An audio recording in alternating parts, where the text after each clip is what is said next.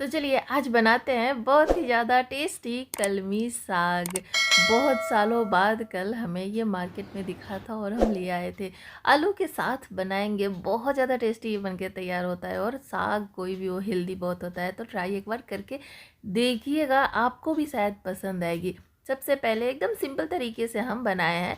तो सबसे पहले आपको साग चाहिए कर्मी का, जो कि हम यहाँ पे ले लिए हैं। और अगर मोटी मोटी डंडी है ना, तो उसे हटा दीजिए, सॉफ्ट डंडी तक रखेंगे और उसके बाद इसे कट कर लेंगे। और उसके बाद धो धा के हम यहाँ पे इसे ले लिए हैं। आप देख सकते हैं एकदम से महीन चॉप करने की ज़रूरत नहीं है, जैसे भी आप कट करना चाहे कट कर सकते हैं। अब यहाँ पे पैन में रखना है तेल। सरसों तेल से साग का टेस्ट और ज़्यादा बढ़ जाता है, ऊपर से काला सरसों का तड़का, आहा हा क्या खुशबू आती है। और हाँ, लहसुन मिर्ची साथ में ज़रूर डाल दीजिएगा, लहसुन अगर खाते हैं तो। प्याज, एक आलू, मतलब सब ना आपको एक साथ ही रख देना है, अलग अलग से रखने की ज़रूरत बिल्कुल नहीं है। उसके बाद नमक रख लीजिए स्वाद के अनुसार। अब इसे हम भूनेंगे थोड़ी देर, या तब तक जब तक ये प्याज अलग ना हो जाए, आलू के ऊपर हल्का सा ब्राउन लेयर ना आ जाए, तब तक इसे भूनिएगा।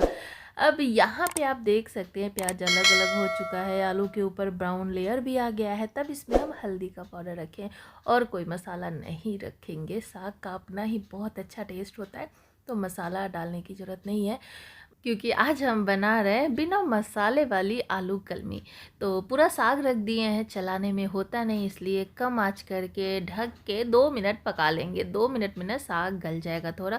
उसके बाद आप इसे पलट दीजिए, फिर से ढक के 2-3 मिनट पका लीजिए, या तब तक पका लीजिए जब तक साग अच्छे से सीज ना जाए। और साग को गलने में 2 मिनट नहीं लगता है। यहाँ पे अच्छे से साग पक चुका है, गल चुका है। तो अब हम इसे कवर नहीं करेंगे, गैस को तेज करेंगे और इसे चलाते हुए भून लेंगे, ताकि इसमें जो भी मॉइस्चर है ना, पानी है ना, वो सूख जाए। तो पानी बस सुखा लेना है और साग आपकी तैयार है। यहाँ पे हम गैस बंद कर दिए हैं, साग को ठंडा कर लिए हैं और चलिए खाना लगा लेते हैं। भूख लगी है बहुत ज़ोर से, तो बस सर्व करेंगे इसे हम डायरेक्ट थाली में ही। और साथ में हम आलू की भुजिया बनाए थे, रोटी के साथ खाए थे आज, तो मज़ा आ गया। अभी एक बार इसे ट्राई करके देखिएगा, बहुत आसान है इसे बनाना और बहुत ज़्यादा हेल्दी होता है ये, और इसे बनाने में भी बिल्कुल टाइम नहीं लगता है।